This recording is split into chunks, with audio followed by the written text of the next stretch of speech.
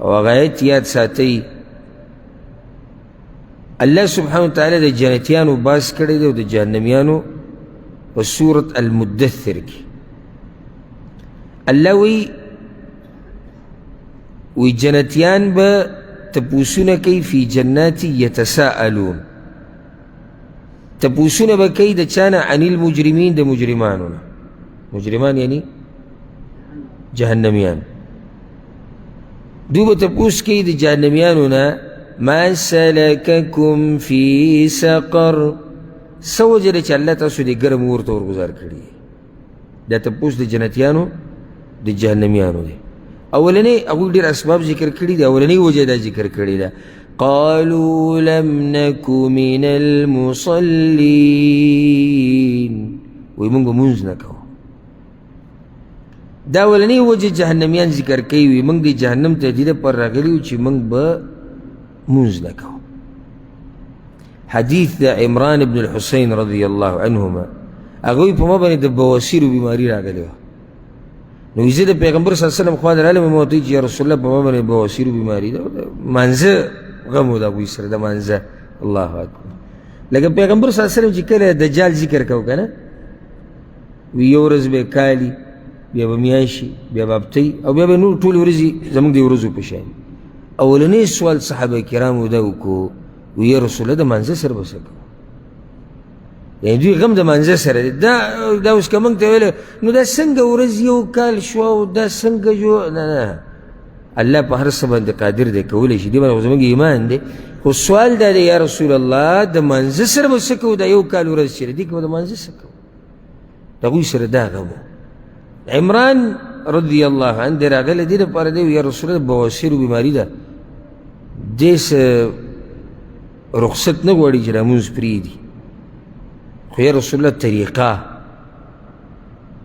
پیغمبر صلی الله علیه وسلم ورته په ولاړه لمونځ کوه که په ولاړه نشي په ناسته یې کوه که په ناسته یې نشي نو په یو اړخ باندې پرېوځه کوئ خو ګنجایش د معاف کېدو دا نشته په ولاړه نشي په ناسته نشي په ملاسته خو عمرانه مونځ به کې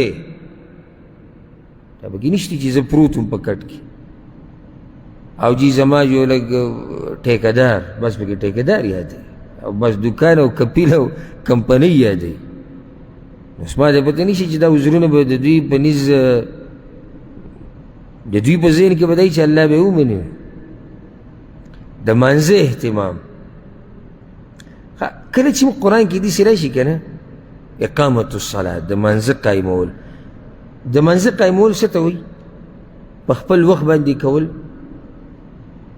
په صحیح اودس سره کول چې رکوع برابري سجده برابري خشوع پکې عجزي پکې او نارینهو دپاره په جومات کې د شیطان د وسوسو نه د دې نه صفا مونځي الله ته پکې توجه برابري دې ته اقامت الصلاة اقامت الصلاة دې ته نه وایي چې کله یې کوه کله یې مه کوه داسې زموږ د پلار نیکه د خپل دین نه دی چې ګوره زموږ مرضي دی چې هر څه کوو د بعضو د دین نه داسې دغه جوړ کړی لکه دا چې دوی خپل کورنی دین دی او څه پکې ورننه باسه څه ترې وباسه کله چې د طبیعت برابر وي دینداري کوه کله چې طبیعت برابر نه وي بیا دینداري مه کوه دا ولې ستاسې خپل جوړ کړی دین دی چې ته به هر څه په خپله مرضۍ کې کې به هغه څه چې سره ته الله وایي کې به هغه څه چې سره ته پیغمبر صلی الله علیه وسلم که ستا نفس یې مني او که نه یې مني که ستا قوم او قبیله او ملک یې مني او که نه مني خو ته به دقه شان دینداري کې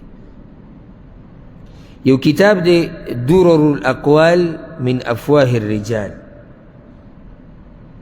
د سړو د خولو نه قیمتي ملغلري په هغه کتاب کې د لقمان حکیم نصیحتونه خپل زوی ته هغه نقل شوي دي پکې یعنې د نور هم دي نیکانو خلکو خو د هغه پکې هم دي لقمان حکیم خپل زوی ته وایي یا بنی ای زما زویه لمحب الله تعالی ثلاث علامات کم سړی چې د الله سره محبت ډېر کوي که نه د هغه درې نښې دي کم سړی چې د الله سره ډېر محبت کوي د هغه څو نښې دي درې نښې دي تاسو ټول د الله سره محبت کوئ اوس دا درې نښې درته بیانوم بیا په ځان کې وګوره ستا به پته ولګي ته څومره اوبه وکړي. وی اولنۍ نښه یې دا ده چې کثرت الصیام، دی روجې ډېرې نیسي. اولنۍ نښه د هغه بنده چې الله ته نږدې او الله سره محبت کوي او الله ورسره محبت کوي، دا ورسره هم ولګوه، نو دی روجې ډېرې نیسي. دویم وکثرت الصدقه، د الله په لار کې مال ډېر ورکوي، اگر که لږې ورکوي، خو د الله په لار کې مال همیشه ورکوي. څومره چې وسیلېږي، صدقې، زکاتونه، نیکیانو، هر قسمه کار چې هغه کوي. نو درېیمه ذکر کړې ده وکثرت الصلاه. وکثرت الصلاه څه مطلب دی؟ ډېر منځونه کوي. ډېرو منځونو څه مطلب دی؟ د نفلي منځونو خیال ساتي. زه درته یو نکته ووایم اهمه، یعنی لقمان حکیم خپل زوی ته وایي چې هغوی د مانځه خیال ساتي. دې خبرې بیان ته ضرورت نه و که د فرض مونځ ذکر کوي، خیال هم دی بې ضرورت نه و چې کله هم داسې نصیحت راشي که نه چې د مانځه ډېر اهتمام کوي او ډېرې کوي، پوه شه د فرضو نه بره کوي. او چې د فرضو اهتمام نه کوي نو دی پاتې په څه کې شو؟ فرض خو کوي خو زیاتي ورسره نفلي منځونه کوي. د دې منځه دومره فضایل دي که نه، ما تاسو ته یو څو به ته ذکر کوم، یو څو خو ذکر شو، یو څو نور به ته ذکر کړو چې جذبه زمونږ د ټولو ډېره شي. اول زما خپل ځان ته نصیحت دی، بیا تاسو ته. دا مونځ د تا منع کوي د ګناهونو نه، د فحاشۍ نه او د غلط کار نه. دا خبر الله قرآن کې کړې ده.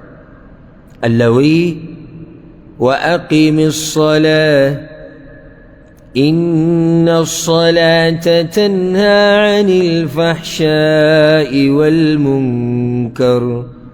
الله وایي د مانځه پابندي کوه، مونځ ګوره سړی منع کوي د فحاشۍ نه او د غلطو کارونو. او دا د الله په خبره کې شک نشته، او دا د تجربې خبره ده. یعنی زه به ته خپله خبره وکړم، تاسو به زما نه زیات ښیې دیندارۍ کې انشاءالله، زما به تاسو ښه ګمان دي، تاسو زما نه ښیې. خو زه به ته خپله خبره وکړم چې کومه ورځ وم په مانځه کې کوتاهي وشي، د هغه ورځ دینداري داسې نه وي څنګه چې په هغه ورځ وي، په کومه ورځ چې د مونځونو خیال وساتلی شي. زما دا خبره غلطه ده. ته سهار جمعې سره مونځ وکړه، بیا ما ته ووایه چې ورځ دې څنګه وه. ته پنځه مونځونه د جمعې سره وکړه، که ستا دا زړه دومره خوشحاله نه و چې ټوپونه وهي، بیا ما ته ووایه. که سره د دې قرضو، سره د دې بیماریانو، سره د دې مسلو، د دې بوجونو ته خوشحاله نه وي، بیا ما ته ووایه. چې کله دې پنځه مونځونه د ورځې برابر کول که نه، ورسره دې د نوافلو اهتمام کوو. ته به نه په یوټیوب کې غلط څه وینې، ته به نه په ټیک ټاک کې وینې، نه په فیسبوک کې، نه په لارو کوڅو کې، نه به چا سره ظلم او زیاتۍ وکړي، هېڅ هم ونه کړي. خو څوک دا سوال کولی شي چې هغه پلانی خو مونځ کوي او مونځ سره ګناهونه کوي. داسې ډېر دي، لږ نه دي، داسې ډېر دي. نو جواب د هغې دا دی چې الله په خبره کې خو شک نشته. الله خو ویلی چې مونځ سړی د ګناه نه منع کوي، دا خو یقیني خبره ده. اوس چې ته د ګناه نه منع نه کړې، نو دلته الله هغه مونځ یادوي کوم مونځ چې الله غواړي، وی هغه مونځ تا منع کوي د ګناه نه. دلته ستا دا مونځ هغه شان نه دی څنګه چې الله غواړي. ته خو رالې جومات ته یو څو ټونګي دي وویل، بیا دې په دروازه باندې منډه کړه، دا مونځ تا منع کوي د ګناه نه. ته خو رالې مانځه له تا پکې حساب کتاب د دکان کوو، د پیسو دې کوو، یو طرف ته تلې بل طرف ته تلې، دا مونځ تا منع کوي د ګناه نه. ته مانځه له رالې، تا خو په مانځه کې نیندارې کولې، یو ته دې کتو، بل ته دې کتو، یو ځای دې ګرو، بل ځای دې ګرو، یو حرکت بل حرکت، دا مونځ به تا د ګناه نه منع کړي. الله اکبر. ته په مانځه کې ولاړ وې او سوچ دې دا و چې د امام به دا مونځ کله ختموي، دا مونځ به تا د ګناه نه منع کړي. چې ته په مانځه کې ولاړ او د مانځه نه تنګ یې، دا مونځ به تا د ګناه نه منع کوي. عجیبه ده، یو سړی په مانځه کې ولاړ او د مانځه نه تنګ دی، یعنی یو منډه غواړي دی، او چې څنګه امام ووایي السلام علیکم ورحمة الله، او د ده بیا منډې ته ګوره، دا مونځ به تا د ګناه نه منع کړي. ته مونځ داسې وکړه څنګه چې الله غواړي او څنګه چې پیغمبر کړی، ته بیا ګوره چې ګناه نه دې منع کوي او که نه منع کوي. او ته خو مونځ برابر وکړه که نو مسله په موږ کې ده، د الله خبره خو یقیني ده که نه. و مسله په من کې ده او زمونږ په منځونو کې ده. سبحان الله دا مونځ نه دی، دا فرضي مونځ ده صرف. نفلي چې دی بوکو نفلي خو ګوره نفل په عربۍ کې زیاتي ته وایي، یعنې هغه خو بیا زیاتي فضایل دي. حدیث کې دا راځي دی ته غوږ کېده، حدیث د جابر رضی الله عنه دی، امام مسلم راوړی دی. پیغمبر صلی الله علیه وسلم وی مثل الصلوات الخمس كمثل نهر غمر على باب أحدكم يغتسل منه كل يوم 5 مرات. د پینځو منځونو مثال دیسې دی لکه په تاسو کې چې د چا د کور مخې ته یو وله بهیږي مزېداره، او دی په دې وله کې د ورځې 5 پیرې لامبي. ځکه یو حدیث کې راځي پیغمبر صلی الله علیه وسلم ملګرو ته بل روایت کې وی د ده په جسم به څه ګندګي پاتې شي د 5 پیرې چې لامبي. صحابه کرام وی یا رسول الله نه پاتې کېږي. وی دغه شان چې څوک 5 منځونه کوي په ده ګناهونه نه پاتې کېږي. څنګه چې د اوبو سره دا بدن پاکېږي نو د منځونو سره ګناهونه پاکېږي.